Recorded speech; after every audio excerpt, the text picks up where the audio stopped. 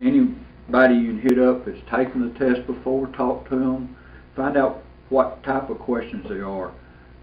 Most questions now, I think, from serving on CST, NSPS CST board, they're multiple choice, which when I took the exam, it was not. It's very subjective.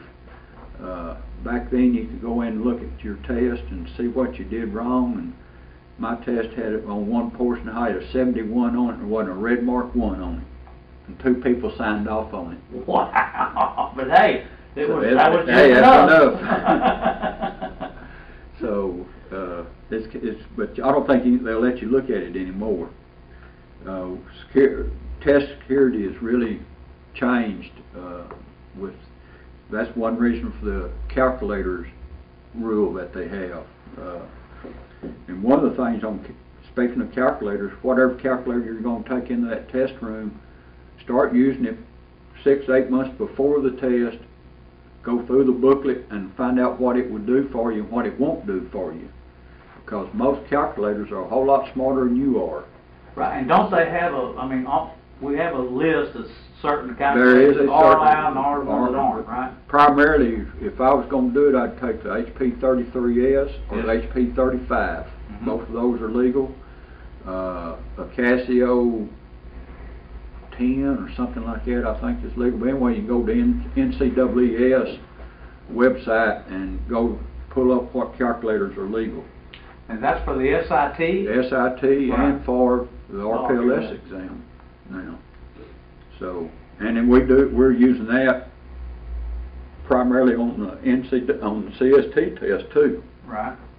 Except we kind of changed it a little bit. As long as it cannot be a data collector, it cannot have a typewriter type keyboard, and it cannot be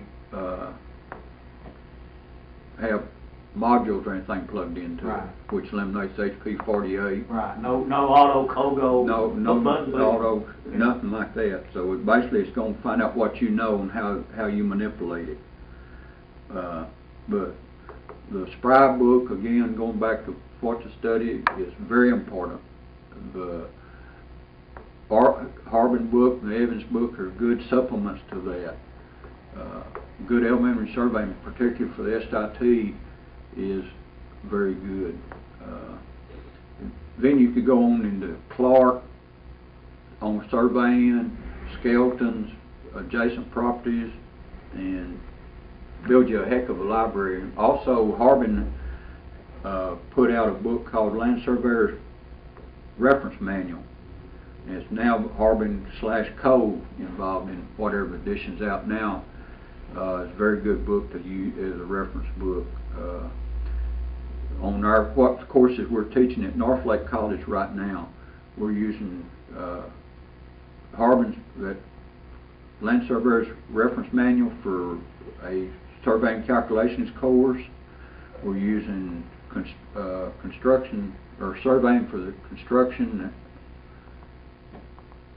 surveying and layout by Crawford for a beginning surveying course, using surveying with construction applications by Kavanaugh for the next course.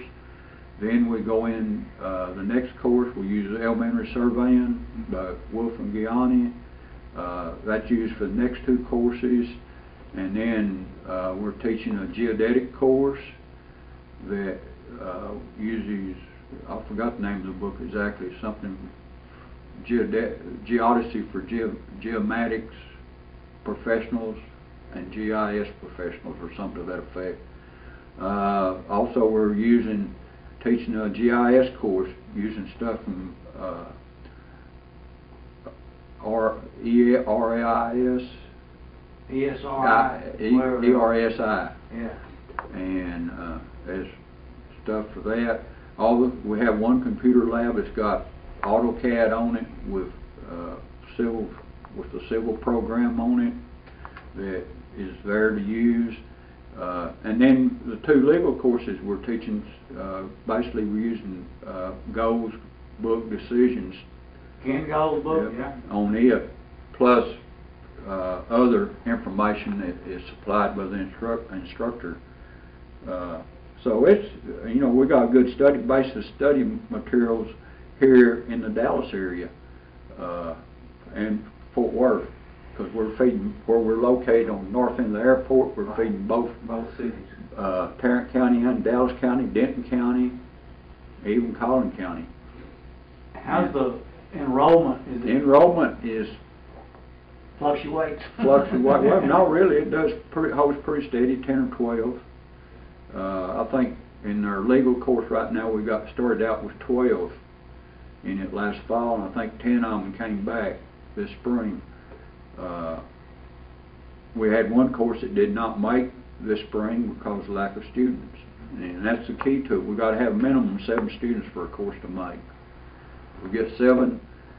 One of the things we're doing with these courses, also the reason a couple of books relate to construction, is the fact we're serving the Construction Education Foundation, which is based at Northlake College on the north end of the airport also, and they offer courses, 400-something different courses during a semester. Some of them last half a day, some of them last all day, some of them last all semester. But it's various aspects from safety to pipe fitting to sprinkler systems to crane operation and field engineering. And that's where we kind of support that. That's the reason for the 2 books being construction related. But they're still surveying. Right. They're still basics. The basics are there. The Crawford book is excellent. I mean, you can take it and do anything you want to do with it. So we do a good job, I think, from that standpoint. But studying, there are a lot of things you need to do. If you're going to study, I would say start studying 6 months prior to any exam you're going to take. Study 4 to 5 nights a week. You got to get off in a room by yourself, away from the TV, away from the radio, away from the kids, and away from the wife.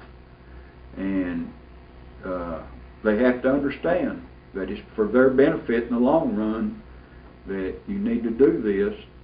And then prior to the test, quit.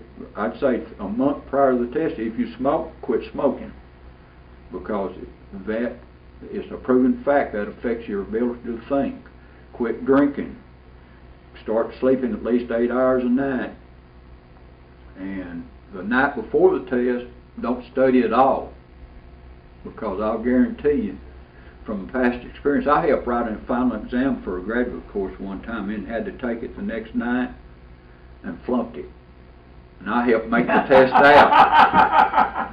That's proof. It don't get any better than that. Yeah.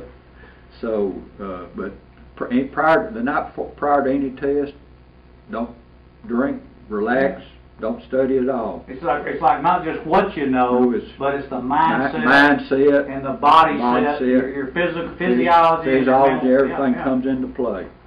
So it's very important to do this, and it's really, I know it's hard on everybody, hard on you, it's hard on what you don't see. I mean, there's a lot of things on TV you like to watch at night. Forget it. For that, I mean, if you want the SIT or RPLS exam designation after your name, you need to sacrifice a little bit. It's not going to be handed to you on a silver platter. So it's same with the CST even now. Yeah, right? and the CST is a good prep yes, for the SIT, particularly because it's a national exam.